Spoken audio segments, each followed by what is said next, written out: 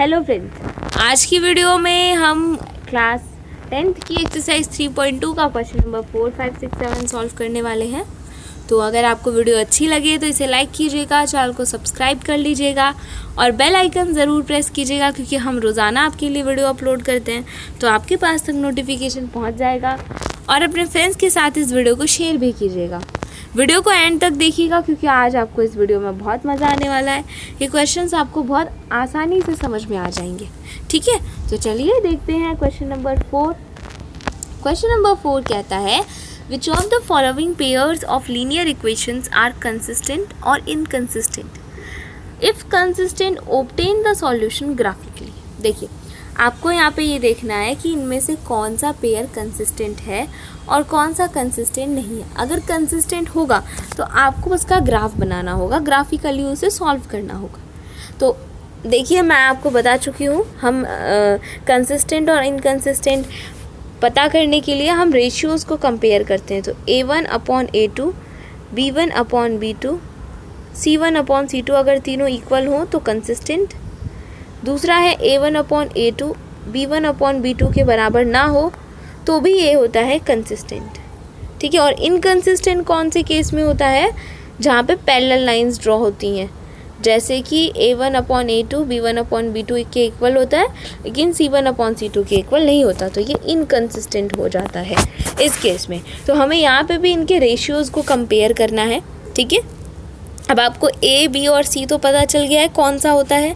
तो हम पहली इक्वेशन देखते हैं। पहला क्वेश्चन, A हो जाएगा आपका 1, A2 हो जाएगा 2, B1 हो जाएगा आपका 1, B2 हो जाएगा आपका 2, C1 हो जाएगा आपका -5, C2 हो जाएगा आपका -10। देखिए, इक्वल के उधर है तो प्लस का 5 है, इक्वल के इधर लाएंगे तो माइनस का 5 होगा। ठीक है, तो अभी ये इससे ये कैंसिल हो गया। यहाँ पे ये दोनों तो आपस में इक्वल है, इसको आप कट करते हैं, ये भी 1/2 आता है, यानी कि तीनों आपस में इक्वल है। तो ये हो गया आपका कंसिस्टेंट। आपको पता चल गया कि ये जो है आपका, ये आपका कंसिस्टेंट है। ठीक है, ये कंसिस्टेंट है।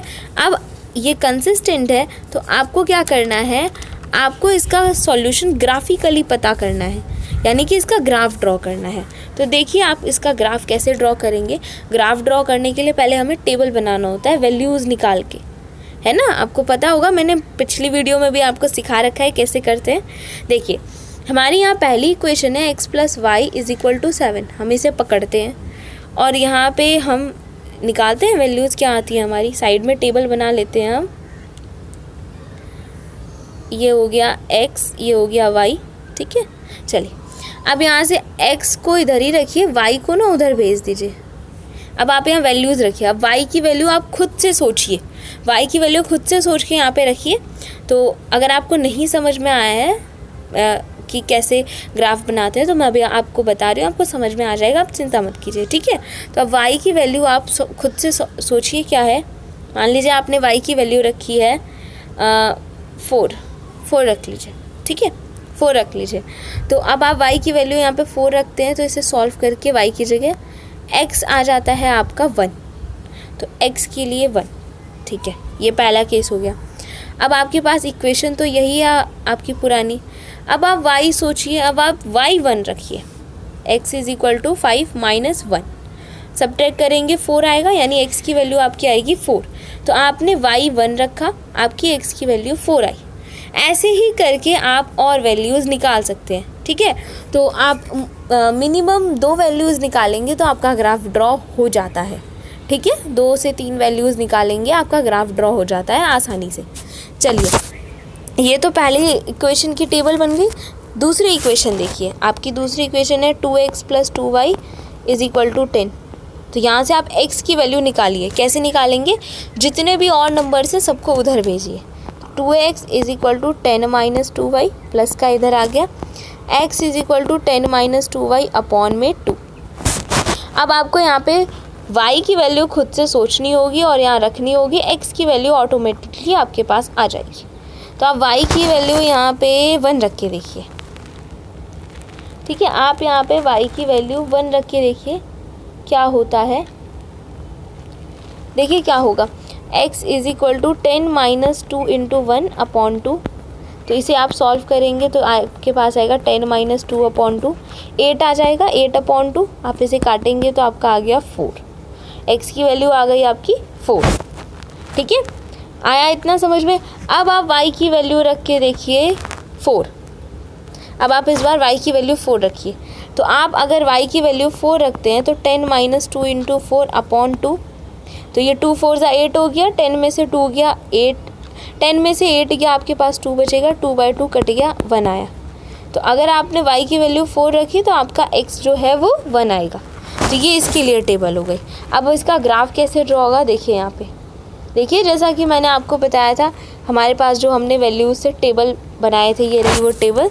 यहाँ पे 4 वैल्यूज़ निकाली हुई है इन्होंने, यहाँ पे 4 वैल्यूज़ इन्होंने निकाली है। तो 2 वैल्यूज़ तो हमारे जैसी सेम है, जो हमने निकाली थी वही है। अब उससे ग्राफ ड्रॉ कर रखा है, तो ये हो गया इसका ग्राफ। ठीक है, इन वैल्यूज़ को यहाँ पे शो करना होता है कैसे, आपको पता ही है। पहले के लिए 1 और 4 देखना है, तो x का 1 y का 4 ये यहाँ पे मिलेंगे। फिर 4 1, x का 4 और y का 1 ये दोनों पॉइंट यहाँ पे हैं। ऐसे ही 2 और 3, x का पहला वाला x है तो x का ये और 3 ये यहाँ पे हो गया। ऐसे ही 3, 2 यानी x की तरफ से आपको 3 देखना है, y की तरफ से 2 देखना है और लाइन ड्रॉ कर देनी है। दूसरी इक्वेशन की भी सेम वैल्यूज़ निकली, यानी दोनों ही इक्वेशन की जो वैल्यूज़ हैं वो एक ही लाइन पे ड्रॉ हो जाएगी, दोनों का ग्राफ सेम ही बन जाएगा। ठीक है, चलिए उसके बाद आप देखिए यहाँ पे नेक्स्ट वाला देखिए, ये रहा। ठीक है, नेक्स्ट आप यहाँ पे देखिए x - y = 8 है और 3x - 3y = 16 है। अब ये 2 इक्वेशंस हैं। अब इन दोनों इक्वेशंस को आपको पहले चेक करना होगा कि ये कंसिस्टेंट है कि नहीं है। तो देखिए आप रेशियोज़ को कंपेयर करेंगे, सिंपल है आपका। a1 आपका 1 है, यहाँ पे b1 आपका -1 आ जाएगा और c1 आपके पास -8 आ जाएगा। a2 आपके पास 3 आएगा, b2 आपके पास -3 आएगा और c2 आपके पास -16 आ जाएगा। अब आप इसे कंपेयर कीजिए, देखिए क्या होता है। अपॉन -16, देखिए ये कैंसिल हो गया, ये भी यहाँ 1/2। ये दोनों तो आपस में इक्वल हैं, मैंने उल्टा लिख दिया, सॉरी। ये दोनों तो इक्वल हैं बट ये इक्वल नहीं है, तो ऐसे केस में ये इनकंसिस्टेंट होता है। तो अब जब ये इनकंसिस्टेंट है तो हमें कोई मतलब ही नहीं है इसका ग्राफ ड्रॉ करने का। चलिए थर्ड वाला देखते हैं, थर्ड वाले में क्या है। थर्ड वाला कंसिस्टेंट है कि इनकंसिस्टेंट है। चलिए a1 जो है ये 2 है पहली वाली इक्वेशन में, b1 जो है आपका 1 है, c1 जो है -6 है, a2 जो है वो आपका 4 है, b2 जो है वो आपका -2 है और c2 जो है वो आपका -4 है। ठीक है, यही होगा। चलिए अब यहाँ पे आपको देखना होगा कि क्या ये कंसिस्टेंट है या फिर इनकंसिस्टेंट है। तो अब आप उसे देखेंगे तो आपको सिंपल है, रेशियोज़ कंपेयर करने हैं। चलिए ये हो गया 2/4, ये हो गया 1/-2। ठीक है, ये हो गया -6/-4, ये तो कट गया, 3/2 आया, ये भी कट गया, 1/2 आया। अच्छा अगर आप देखेंगे तो आपका a1/a2 b1/b2 के इक्वल है ही नहीं, ये तो पहला ही वाला इक्वल नहीं है। ठीक है, तो अब इस केस में ये a1 a2 और b1 b2 इक्वल नहीं है, तो ये कैसा होगा, ये इस केस में भी होगा कंसिस्टेंट। कंसिस्टेंट है तो हमको इसका ग्राफ तो ड्रॉ करना पड़ेगा। ठीक है, चलिए फिर अब आप यहाँ से भी वैल्यूज़ निकालिए। 2x + y - 6 = 0। तो आप पहले 2x को यहीं रखिए, इन दोनों को इक्वल के उधर भेजिए, तो ये 6 - y हो जाएंगे। x = 6 - y/2। अब आपको y की वैल्यू खुद से एज्यूम करनी होगी, x की अपने आप आएगी। तो आप y की वैल्यू पहले रखिए 2, तो आप यहाँ 2 रख के सॉल्व कीजिए। 6 - 2/2, 4/2 आता है, कट के 2 आ जाएगा। ओके, एक और वैल्यू आप खुद से सोचिए क्या होगी y की जगह। y की वैल्यू आप 4 रखिए। ठीक है, 6 - 4/2 सब्ट्रैक्ट होके 2/2 आएगा, कट गया 1। तो यानी कि आपने 4 रखी तो ये आई 1। ये पहले इक्वेशन के लिए टेबल बन गया। अब दूसरी इक्वेशन के लिए टेबल बनाते हैं। दूसरी इक्वेशन का टेबल 4x - 2y - 4 = 4 है ना। तो 4x इसको उधर ले जाएंगे तो 2y + 4 हो गया, x = 2y + 4/4। अब y की वैल्यू आपको खुद से एज्यूम करनी होगी, खुद से देखनी होगी। x की वैल्यू आपके पास अपने आप आ जाएगी। तो y की वैल्यू अब आप यहाँ पे क्या रखेंगे, आप 0, आप 1 रखिए, देखिए, ठीक है। यहाँ पे आप देखिए, आप यहाँ पे 0 रखेंगे, हाँ 0, एक बार 0 रख के देखिए, तो ये 0 हो गया प्लस 4/4, 4/4 आ गया आपका 1। हाँ, अब आप 1 रख के देखिए, 1 नहीं 2 रख के देखिए, y की वैल्यू 2 रखिए। तो यहाँ पे अगर आप 2 रखेंगे तो 2 2 जाए 4 हो गया, 4 + 4/4 यानी कि 8/4 कट गया ये, तो आपके पास आ गया 2, ठीक है। अब आपको इसका ग्राफ ड्रॉ करना होगा। तो ये देखिए इसका ग्राफ, ये रही इसकी जो टेबल हमने बनाई थी 2, ये है इसका ग्राफ। सिंपल आपको इसका ग्राफ ड्रॉ करना है। ये दोनों जो लाइंस हैं, ये जिस पॉइंट पे एक दूसरे को इंटरसेक्ट कर रही हैं, वही इसके लिए इसका सॉल्यूशन हो जाएगा, ठीक है। तो 2,2 पे इंटरसेक्ट कर रही है, तो 2,2 इसका क्या हो जाएगा, सॉल्यूशन। चलिए अब हम अपना 4th वाला देखते हैं ज़रा। इसका जो हमारा 4th वाला है, ये देखते हैं क्या ये कंसिस्टेंट है कि इनकंसिस्टेंट है। तो A1 आपका 2 है, B1 आपका -2 है, C1 आपका -2 है, ओके। A2 आपका 4 है, B2 आपका -4 है और C2 आपका -5 है, ठीक है।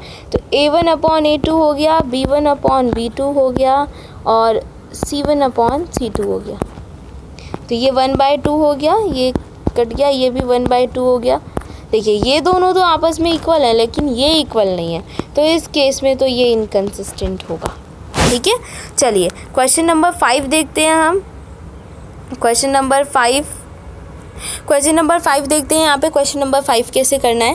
क्वेश्चन नंबर 5 कह रहा है half the perimeter of a rectangular garden whose length is 4 metre more than its width. देखिए आप इसकी लेंथ विथ को आप मान लीजिए, लेट कर लीजिए, विथ जो है वो x है, तो लेंथ कितनी हो जाएगी आपकी, लेंथ हो जाएगी आपकी whose length is 4 more than, तो x + 4 हो जाएगी। अब पेरीमीटर का फॉर्मूला आपको पता ही होगा, पेरीमीटर का फॉर्मूला होता है 2 × L + B, है ना। अब यहाँ पे ये दे रखा है हाफ द पेरीमीटर, वो है 36 मीटर। हाफ मतलब पेरीमीटर बाय 2, पेरीमीटर का आधा दे रखा है आपके पास 36, पेरीमीटर बाय 2 इज़ गिवन आपको 36 है। तो देखिए यहाँ पे इसे कैसे करेंगे, इसका हाफ है, आप इस पेरीमीटर का हाफ कर दीजिए। यहाँ पे पेरीमीटर आपके पास दे रखा है 36, 2 यहाँ पे अगर आप देखेंगे 2 से 2 कैंसिल, लेंथ है आपके पास x + 4 और ब्रेथ है आपके पास x, तो 36 प्लस का 4 इधर आएगा, माइनस का 4 हो गया, x और x आपके पास 2x हो गया। आप सब्ट्रैक्ट करेंगे तो 32 आएगा = 2x। आप इसे सॉल्व करेंगे तो आपके पास x की वैल्यू जो आएगी वो हो जाएगी 16, है ना। तो x की वैल्यू आपके पास आ गई 16 और लेंथ को आपने x + 4 माना था, यानी कि 16 + 4 जो कि हो जाएगा आपका 20, ओके। चलिए नेक्स्ट क्वेश्चन देखते हैं। क्वेश्चन नंबर 6 है हमारा कि आपके पास एक लीनियर इक्वेशन दिया है, अब आपको दूसरा लीनियर इक्वेशन खुद से लिखना है और ऐसे लिखना है, पहले केस में उनका जो ग्राफ बने वो इंटरसेक्टिंग लाइंस आए। तो इंटरसेक्टिंग का मतलब है कि जो उनका रेशियो होना चाहिए A1 A2 B1 B2 के इक्वल नहीं होना चाहिए किसी भी हालत में। ऐसी लीनियर इक्वेशन आपको बनानी है। तो आप क्या कर दीजिए, यहाँ पे इसको तो 4x कर दीजिए, है ना, लेकिन इसको कर दीजिए 9y - 1 = 0।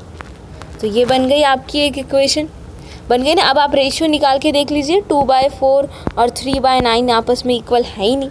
ये 1/2 होगा, ये 1/3 होगा, दोनों आपस में इक्वल नहीं है।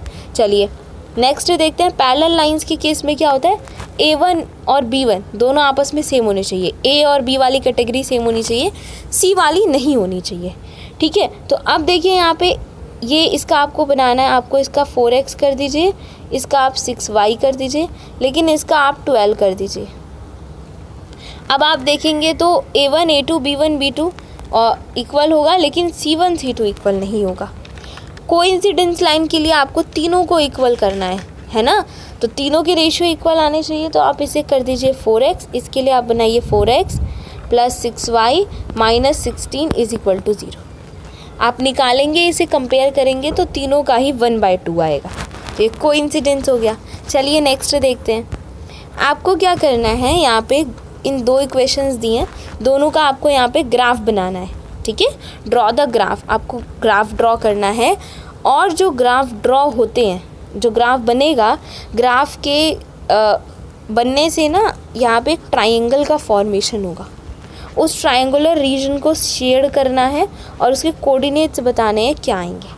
तो मेन बात तो यही है, पहले आपको इसका ग्राफ ड्रॉ करना होगा। तो हम चलिए इसका ग्राफ देखते हैं। देखिए टेबल्स ये हो गई आपकी, इन दोनों इक्वेशन के लिए टेबल ये हो गई और ये बना आपका ग्राफ। आपने दोनों ही इक्वेशन का ग्राफ ड्रॉ कर लिया। अब यहाँ पे देखिए ये जो शेडेड पोर्शन है, ये इतना ट्रायंगल बन रहा था, इसको क्या कर दिया गया है, शेड कर दिया गया है। ट्रायंगल के कोऑर्डिनेट्स हमें बताने थे, ट्रायंगल के जो कोऑर्डिनेट्स आएंगे वो क्या आएंगे। तो देखिए पहला वाला तो ये आएगा, मैं आपको पेन चेंज करके बताती हूँ। ठीक है, पहला वाला तो ये आएगा, ए नाम दिया है 2,3।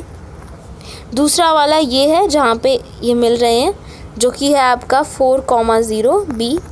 और तीसरा वाला ये है जो कि है सी -1,0। तो इसमें आपको सिर्फ यही करना था और कुछ नहीं था। आई होप आपको ये क्वेश्चन समझ में आए होंगे। वीडियो अच्छी लगी हो तो इसे लाइक कीजिए, चैनल को सब्सक्राइब कीजिए और अपने फ्रेंड्स के साथ इस वीडियो को शेयर कीजिएगा। अब हम मिलेंगे आपको अपनी नेक्स्ट वीडियो में, तब तक के लिए take care and bye bye.